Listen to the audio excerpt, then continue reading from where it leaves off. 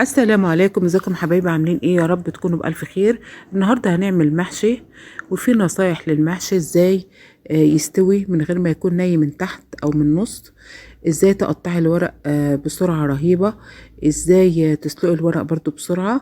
والسر في معلقة، لو خزنتي ورق الكرنب يطلع من الفريزر مش مهري وماسك نفسه. تعالي مع بعض نخش الفيديو ونشوف هنقول النصايح دي ازاي. بس لايك للفيديو، الاشتراك في القناة وتفعيل الجرس. الاول حطينا المية وحطينا معلقة سكر، السر في معلقة السكر، وحطينا كمون وملح طبعا، وحطينا الكرنباية بحالها زي ما انتوا شايفين كده. انا قطعت ما صورتش بس الورق التاني سلقته عشان ما اخدش وقت. تمام.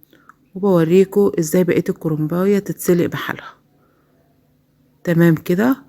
بتحطيها بحالها كده، وتكوني طبعا مسلكة بالسكينة قبل ما تحطيها، وتسحبي بقى منها ورقة ورقة بالشكل ده.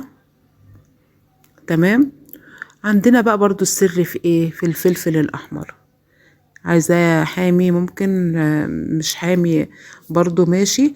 والسر برضو في قطعة اللي الصغيرة اللي انا حطيتها الطعم دي، والبصل الكتير، الخضرة الكتيرة برضو. خليكي معايا وتابعي الفيديو، هتلاقي حاجات حلوة قوي فيه.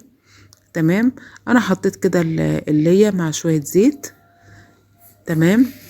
وحطيت البصل بتاعي، وحطيت الطماطم اللي مفروم معاها الفلفل الاحمر، وحطيت معلقتين صلصة، وقلبنا كل ده. ولما حطيت الطماطم مع البصل ما كانتش متحمرة قوي، يا دوبك تخلي البصلة تتشمع بس. وحطيت التوابل بتاعتي طبعا معروفة، ملح فلفل كمون كزبرة. تمام. حطيت الرز، وبعدين حطيت شوية نعناع بالشكل كده. وقلبت الرز بقى ايه وانا طافية النار. انا كده طفيت النار عشان ما يتهريش.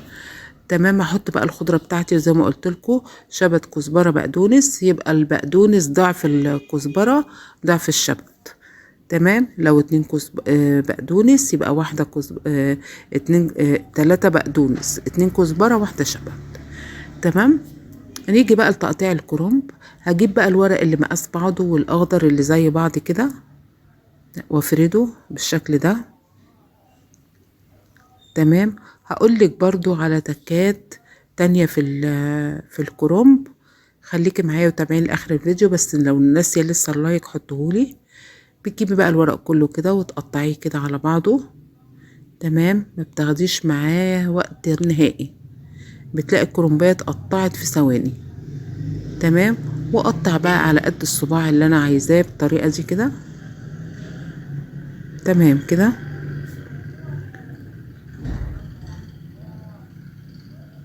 بالشكل ده كده.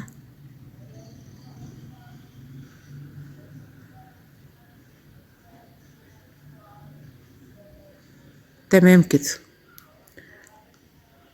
الاخضر اهو على بعضه، شايفين؟ بتسحبي الورقه تحشي بكل سهوله، طبعا مش هياخد وقت.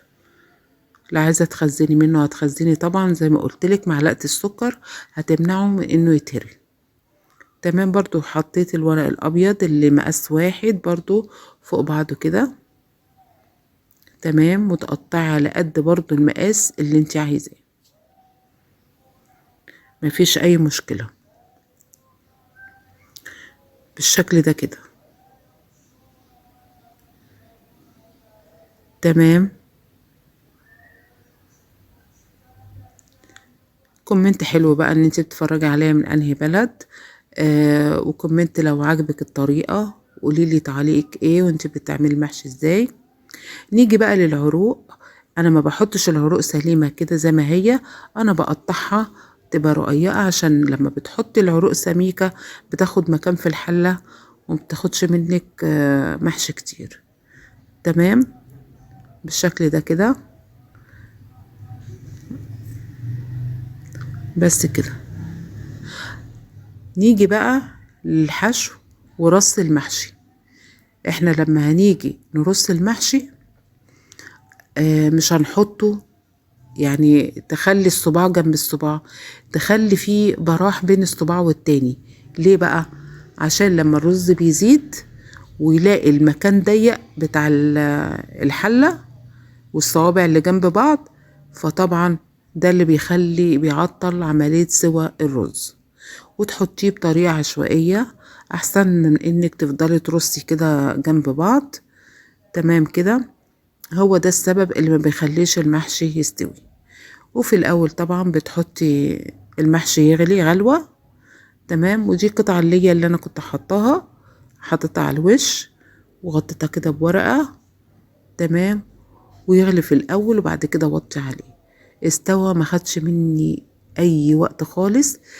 اتمنى لايك للفيديو، يكون الفيديو عجبكم، واشتراك في القناة وتفعيل الجرس. اسيبكم في رعاية الله، احلى واغلى متابعين. السلام عليكم ورحمة الله وبركاته.